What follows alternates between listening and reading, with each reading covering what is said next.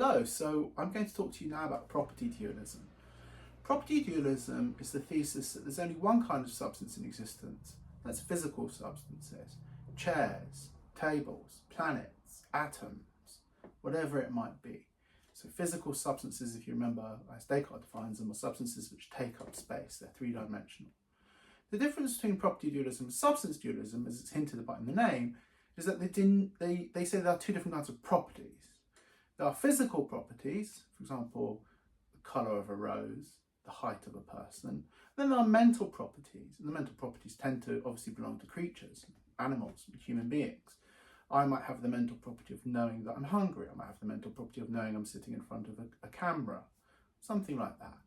So there are physical substances, brains, and then there's mental properties and physical properties, of course. The weight of my brain, the temperature of my brain, and what's going on in it, the mental property.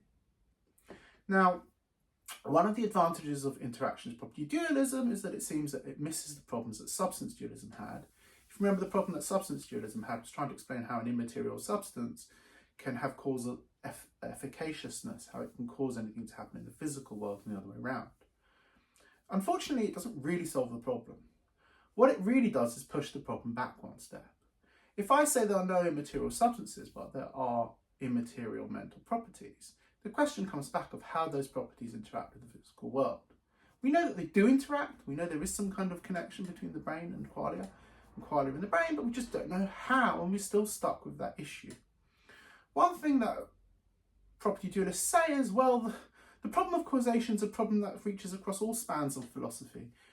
As Hume rightly pointed out, we're not quite sure what we mean by causation. He says, it's your mind's natural tendency to see an association between events and contiguity between them and that kind of thing. But we actually haven't found a proper definition of causation.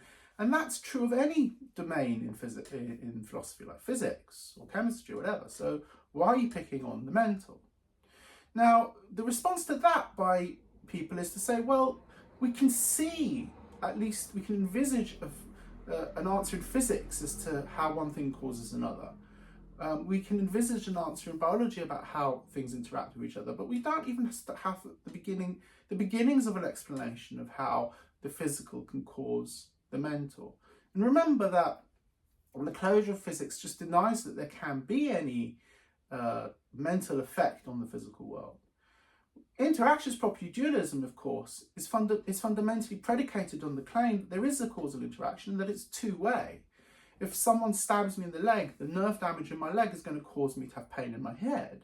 But at the same time, if I have pain in my head, it's going to cause me to run away. So the interactionist property dualists are saying, well, there's two-way interaction going on between the body and the mind and the mind and the body.